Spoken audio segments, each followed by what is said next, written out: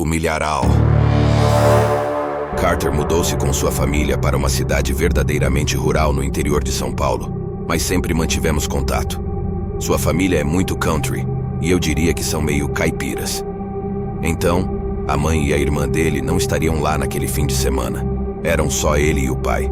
São 4h30 de carro até lá, com muitas terras agrícolas e campos abertos perto deles.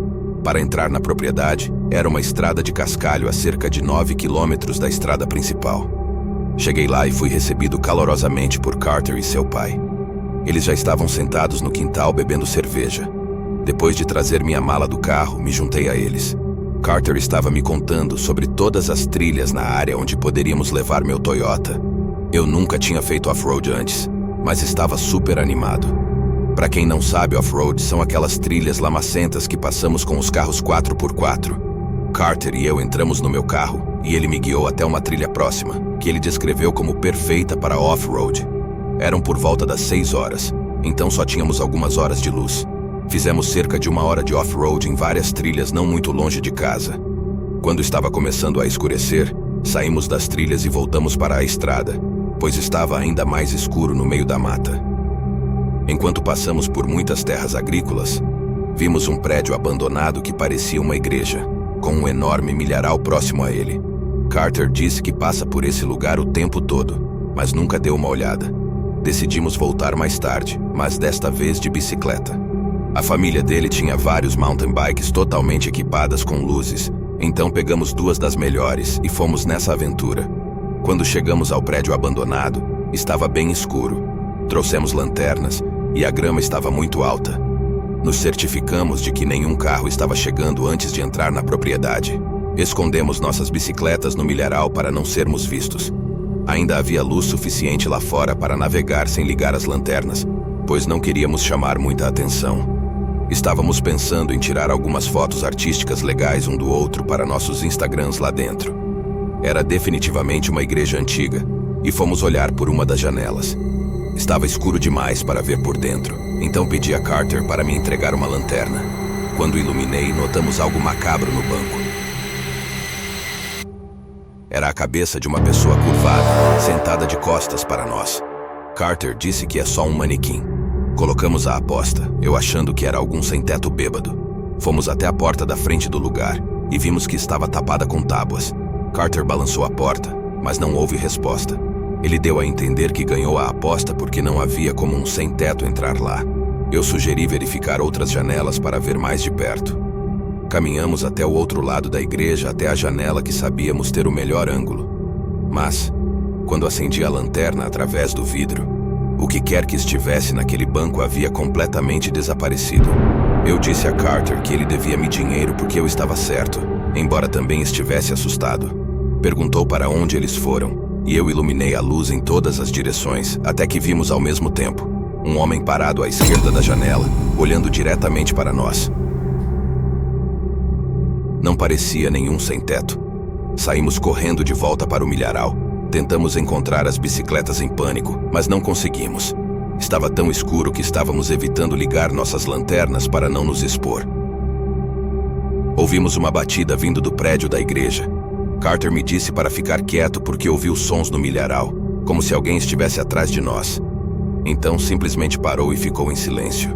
Silêncio mortal, sem brisa, e todas as plantações estavam paradas. Ficamos nesta posição por 1 minuto inteiro antes de Carter dizer em voz baixa para que andássemos devagar. Foi quando ouvimos as plantações a poucos metros de nós sendo afastadas, enquanto alguém corria em nossa direção. Gritei enquanto corríamos no meio do milharal, até que não sei como explicar até hoje, alguém me deu um tapa na cara. Cortamos para o campo aberto, deixando o milharal e correndo de volta para a estrada. Não estávamos mais sendo perseguidos. Carter ligou para o pai imediatamente. E ele veio nos buscar. Ele não era o tipo de pai que ficava chateado conosco por invadir, beber ou qualquer coisa assim. Ele estava mais chateado com as bicicletas, mas disse que estávamos certos em deixar as bicicletas e correr. No dia seguinte, ele nos levou de volta para aquela igreja, trazendo sua arma com ele. Procuramos nas plantações até encontrarmos as bicicletas e as jogamos na carroceria da caminhonete do pai de Carter. Estávamos prestes a sair, quando de repente olhamos na igreja e vimos uma silhueta de uma pessoa em uma das janelas. Até cai para trás de medo e ficamos só observando enquanto a sombra se afastava da janela, e entramos no carro e nunca mais voltamos lá. Quando éramos crianças, nossa família possuía uma casa de férias no interior do Rio de Janeiro. A casa, na verdade, tinha 2 quartos, bem simples, mas era parte integrante de nossa infância. E a nostalgia ainda surge quando nos afastamos da estrada e começamos a ver apenas fazendas. Na época dessa história, eu era o segundo mais velho, com 14 anos. A casa tinha uma certa rusticidade, mas contava com eletricidade. A TV lá em cima era antiga, mas suficiente para nossas sessões intermináveis de PlayStation. Sempre que íamos para lá, tínhamos vários lugares favoritos, como um grande quintal, onde brincávamos de esconde-esconde enquanto nossos pais relaxavam, e um mercadinho não muito longe onde também gostávamos de passar o tempo. Além disso, exploramos os bosques ao redor da propriedade. Os vizinhos mais próximos estavam um pouco distantes, mas nada absurdo, a ponto de nossos pais não nos permitirem caminhar até lá. Neste ano, pela primeira vez, nosso irmão mais novo, Todd, juntou-se a nós para explorar, enquanto nossos pais ficavam na casa. Vale ressaltar que havia poucos carros nas estradas, já que o sítio ficava em uma longa estrada que levava eventualmente a um beco sem saída. Os únicos eram as poucas pessoas que moravam naquela estrada. Sempre havia uma casa e uma fazenda estranhamente deserta, sentado no topo de uma pequena colina com vista para a estrada. Entre a floresta que cercava a propriedade, 2 edifícios, um galpão e um pequeno milharal, percebemos que era um local perfeito para brincar de esconde-esconde. Brincávamos em ordem de idade, e o resto de nós foi se esconder. Escolhi as plantações como meu esconderijo. Quando meu irmão gritou, pronto ou não, lá vou eu, permaneci nas plantações, totalmente escondido. Esperei enquanto ouvia o farfalhar nas plantações e passos esmagando as folhas podres no chão. Não sabia qual dos meus irmãos já tinha sido pego, mas não quis arriscar. Corri para fora das plantações e para a grama, subindo a colina e esperando que viessem atrás de mim. No entanto, ele não veio. Então presumi que era um dos meus irmãos mais novos. Algo me intrigou. Perguntei se alguém mais havia ido para as plantações, mas todos negaram. Isso me deixou apreensivo. Então contei a eles que havia ouvido passos enquanto estava nas plantações, sugerindo que poderia ser o dono da casa. Decidimos encerrar o jogo e voltamos correndo para nossa casa. Posteriormente, fomos a uma pizzaria local, mas ao retornar à propriedade após escurecer, a ideia de brincar com lanternas surgiu. Nossa mãe inicialmente não queria deixar, mas acabamos indo. Na escuridão da propriedade, decidimos jogar lanterna. Eu fui o buscador desta vez, mantendo minha lanterna apagada estrategicamente para não revelar minha posição. Mal conseguia enxergar o suficiente para me guiar enquanto subia a colina em direção à casa, que estava completamente às escuras. Ao espiar pela casa e pelo galpão, não vi nenhum sinal dos outros. Mesmo entre as árvores e o milharal, tudo estava silencioso e deserto. Ao ligar a lanterna, percebi que um deles deveria estar no milharal.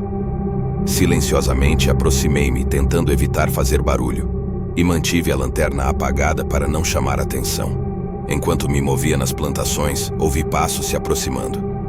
Decidi surpreendê-los e liguei a lanterna, apenas para ser recebido por uma risada perturbadora e uma voz de homem adulto dizendo: "Posso brincar com vocês?" Ao iluminar seu rosto, percebi uma expressão deformada, meio coberta por colheitas. Congelado de medo, vi o homem se afastar das plantações. Saí rapidamente e gritei o nome do meu irmão para encerrar o jogo. A resposta veio de onde os outros estavam escondidos. Corremos de volta para casa, ofegantes, mas eu relatei a todos sobre o estranho e deformado homem nas plantações. Ao contar a meus pais, a reação foi mista.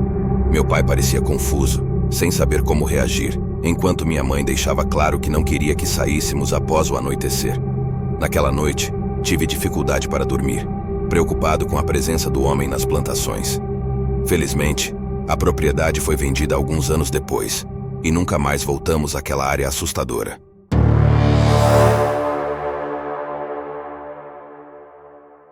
Moro em uma fazenda com meu irmão e sua esposa, e dividimos as responsabilidades, principalmente durante a alta temporada. Fora dessa época, eles costumam viajar com bastante frequência. Meu noivo faleceu há alguns anos, e eu ainda não consegui me colocar de volta lá fora. Passei muito tempo sozinha, e as temporadas de folga realmente me afetam. Isso aconteceu no início de outubro, bem na época antes da nossa última colheita. Meu irmão Joe e sua esposa estiveram fora da cidade por alguns dias, e eu imaginava que algo assim aconteceria enquanto eu estivesse por lá. Foi uma noite como qualquer outra. As janelas da casa ainda estavam abertas para permitir que aquela refrescante brisa de outubro fluísse pela casa. De repente ouvi um grito de mulher. Eu não conseguia dizer se era uma adolescente ou uma mulher adulta, mas era um som agudo que gelava o sangue. Pulei para minha poltrona reclinável e fui até a minha arma no meu quarto. Fiquei na frente da varanda por um segundo, esperando, e ouvi o grito novamente, vindo do milharal. Atirei para o alto como um tiro de advertência, pois naquele momento não sabia o que estava acontecendo. Poderia ser alguém em perigo ou um grupo de adolescentes brincando. Depois de disparar, ouvi uma voz de mulher gritar socorro antes que não houvesse nada além de silêncio.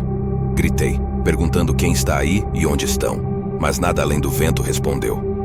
Acendi todas as luzes externas que tinha na minha casa e também agarrei meu telefone celular, ligando para a polícia enquanto entrava no milharal, gritando e esperando por uma resposta. Depois de contar à operadora o que ouvi, tive que esperar alguns policiais chegarem. Um total de 4 apareceu finalmente. Com a ajuda deles, todos nós verificamos o milharal, brilhando com lanternas e gritando por qualquer um que precisasse de ajuda.